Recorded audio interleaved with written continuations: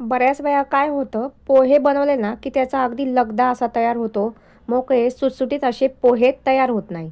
तर आज मी तुमच्यासाठी घेऊन आले आहे, पोहे भिजवण्यापासून ते बनवण्यापर्यंत कशाप्रकारे बनवायचे, जेणेकरून आपले पोहे हे अगदी मोकळे, सुटसुटीत आणि लुसलुशीत असे होतील. तर हे पोहे तुम्ही पाहू शकता, अगदी मस्त असे झालेले आहे, मोकळे, सुटसुटीत आणि खायला पण याची टेस्ट खूपच छान झालेली आहे. चला मग रेसिपीला सुरुवात करूया. आता मेन पहिले पोहे भिजवणे कसे भिजवायचे हे खूप महत्त्वाचे आहे. तर काय करायचे पहा, असे भांडे घ्यायचे कोणतेही आपल्याला, त्यावर अशा प्रकारची चाळणी ठेवायची. कोणतीही चाळणी तुम्ही इथे वापरू शकता, फक्त चाळणी पाहिजे आहे आपल्याला, एवढे इथे लक्षात ठेवा. त्यानंतर आपल्याला ह्यामध्ये घ्यायचे आहे पोहे. तर अगदी मूठभर भरून असे पोहे घातले ना, तर हे एका माणसासाठी पुरेसे होतात, म्हणजे एक प्लेटभर याचे पोहे तयार होतात. तर हे माप अगदी योग्य आहे. एक मूठभर मी यामध्ये पोहे घातलेले आहे. त्यानंतर आपल्याला हे पोहे भिजवायचे आहे. तर ग्लासमधून मी पाणी ह्यावर पहा, अशा प्रकारे पाणी घालायचे आणि सर्व छान असं मिक्स करून घ्यायचं हाताने. तुम्ही पाहू शकता कशाप्रकारे ते. तर असं छान पोहे आपण ह्या चाळणीमध्येच भिजवून घेणार आहोत, कारण चाळणीमधून पोह्यातलं जे पाणी असतं ना, ते खाली निथळलं जातं. पोहे कोणत्या भांड्यात वगैरे अजिबात भिजवायचे नाही. त्याने काय होतं, पाणी खालच्या खाली राहतं आणि पोह्याचा लगदा तयार होतो. मोकळे सुटसुटीत असे पोहे तयार होत नाही. तर तुम्ही ह्या पद्धतीने नक्की पोहे करून पहा. इतके छान पोहे तयार होतात आपले. वरून पाणी होतात, असं सर्व हाताने मिक्स केलं ना, पोह्याचा दाना दाना भिजला जातो. आता 5 मिनटं मी पोहे भिजण्यासाठी ठेवलेले आहे बाजूला. आता काय करायचं पुढचं, तर पोहे भिजताय तोपर्यंत एक मोठा कांदा घेतलेला आहे मी आणि आपल्याला कांदा बारीक अगदी कट करून घ्यायचा आहे. तर इथे महत्त्वाचे सांगते मी तुम्हाला, कांदा तुम्ही पोह्यामध्ये जेवढा वापराल ना जास्त, तेवढे पोहे हे छान तयार होतात आणि त्यामध्ये असं ओलावा राहतो. अजिबात असे सुके किंवा असं एकदम कोरडे वगैरे पोहे होत नाही. त्यामुळे कांद्याचा वापर आहे ना, पोहे करताना हा जास्त करायचा. थोडेच पोहे मी इथे घेतलेले आहे, त्यामुळे इथे एक मोठा कांदा घेतलेला आहे मी. तुम्ही पाहू शकता, मोठा म्हणजे मध्यम आकाराचा आहे. समजा तुम्ही 1 वाटी पोहे घेतलेले असेल ना, तर त्यामध्ये पाऊण वाटी बारीक कांदा घालायचा, म्हणजे असं कापून पाऊण वाटी कांदा घालायचा, म्हणजे वाटीच्या प्रमाणानुसारही मी तुम्हाला सांगितलेले आहे. तर इथे एक कांदा पहा, मी असा अगदी बारीक असा कट करून घेतलेला आहे. त्यानंतर आता आपण कट करूया हिरवी मिरची.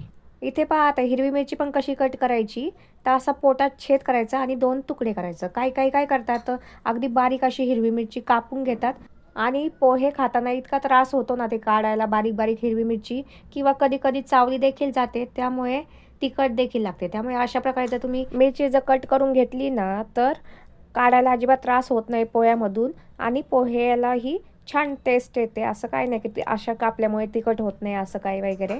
तर त्यानंतर पहा, भरपूर अशी कोथिंबीर घेतलेली आहे धुवून आणि ती देखील कापून घेतलेली आहे. हिरव्या मिरचीच्या इथे प्रमाणे ना तुम्ही तुमच्या आवडीनुसार कमी जास्त करू शकता बरं का. कोथिंबीर देखील आता मी कापून घेतलेली आहे. आता पहा, हे आपण बाजूला ठेवून देऊया. आता पोहे जे आहे ना, ते भिजण्यासाठी 5 मिनटं पुरेसे होता बरं का. तर इथे पहा, पोहे छान भिजलेले आहे आणि आता पाणी देखील निथळलेले आहे छान ह्यातले. तर आता आपण ह्यामध्ये घालून घेऊया चवीनुसार मीठ.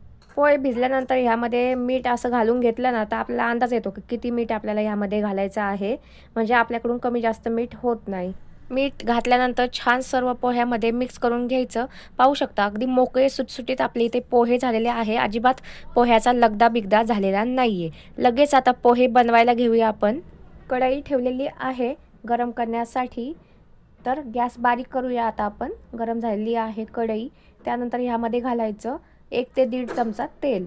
तेलाची जी किटली असते ना, त्यातील जो चमचा असतो ना, तो भरून आपल्याला 1.5 ते 2 चमचे ह्यामध्ये तेल घालायचे आहे. तर तेल थोडेसे गरम झाले ना, तर त्यानंतर लगेच आपण ह्यामध्ये घालूया अर्धा चमचा जिरे, अर्धा चमचा मोहरी. म्हणजे पोहे माझे इथे कमी आहे ना, त्यामुळे मी अर्धा चमचा जिरे, अर्धा चमचा मोहरी घालत आहे. तुमचे जर पोहे जास्त असेल ना, तर 1 चमचा इथे घातले ना, तरी काहीच हरकत नाही आहे. जिरे मोहरी छान फुलले ना, की ह्यामध्ये कढीपत्ता जर तुमच्याकडे असेल ना, तर तो देखील तुम्ही घालू शकता. माझ्याकडे नाही आहे, त्यामुळे मी स्किप केलेला आहे.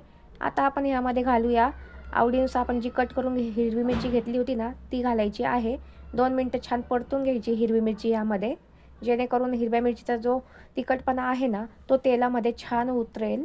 कच्चे शेंगदाणे असेल ना, तर तुम्ही मिरचीनंतर लगेच ह्यामध्ये घालू शकता. माझ्याकडे भाजलेले शेंगदाणे आहे, त्यामुळे कांदा घातल्यानंतर मी ह्यामध्ये शेंगदाणे घालणार आहे. हिरवी मिरची यात छान तळली गेलेली आहे। आता यामध्ये कांदा घालून घेऊया आपण।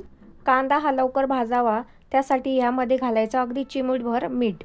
आणि आता कांदा आहे ना लाल रंगावर छान भाजून घ्यायचा, म्हणजे ह्याला थोडासा हलकासा लाल रंग येईपर्यंत किंवा तांबूस रंग येईपर्यंत छान कांदा आपल्याला भाजून घ्यायचा आहे। आता यामध्ये मी शेंगदाणे घालत आहे। तुम्हाला सांगितले होते की माझ्याकडे भाजलेले शेंगदाणे आहे, त्यामुळे मी कांद्यानंतर यामध्ये शेंगदाणे घातलेले आहे। तुमचे जर शेंगदाणे कच्चे असेल ना तर तुम्ही जेव्हा तुम्ही मिरची घालता ना त्यानंतर डायरेक्ट घालू शकता आणि 2 मिनिटं छान शेंगदाणे त्यामध्ये परतून घ्यायचं आणि नंतर त्यामध्ये कांदा घालायचा। तर पहा इथे कांदा छान आता तांबूस रंगावर भाजला गेलेला आहे। तुम्ही पाहू शकता अगदी मस्त असा कांदा भाजला गेलेला आहे। जास्तही कांदा जाळायचा नाही आहे आपल्याला। इथे कांदा आता छान मऊ असा झालेला आहे। आता आपण यामध्ये घालूया पाव चमचा हळद। नंतर हळद घातलेली जी आहे ना ती यामध्ये छान मिक्स करून घ्यायची। तर पहा अगदी मस्त असा कांद्याला पिवळसर कलर आलेला आहे।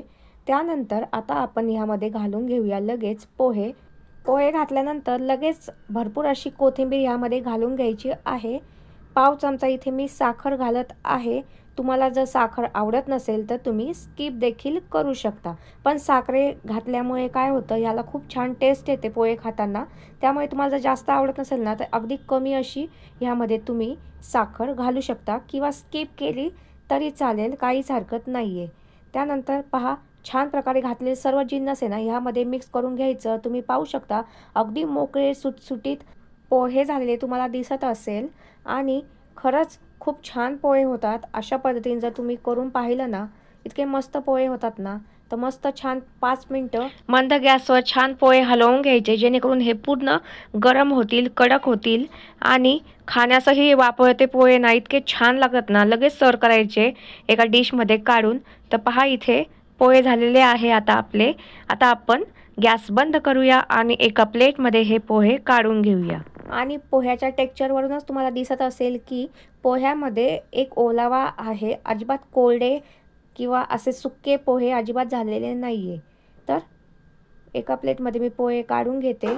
तर तुम्ही पाहू शकता अगदी मस्त असे वाफळते पोहे गरम गरम सर्व करायचे, इतके मस्त लागतात ना। ह्या वाफळत्या कांद्या पोह्याची टेस्ट आहे ना काहीतरी अजबच लागते खरंच। प्रत्येकाच्या घरात नाश्त्यासाठी बनणारा हा कांदे पोहे पदार्थ खूप छान महाराष्ट्रामध्ये चालतो आहे आपल्या। वरून परत यामध्ये मी भरपूर अशी कोथिंबीर घालून घेतलेली आहे।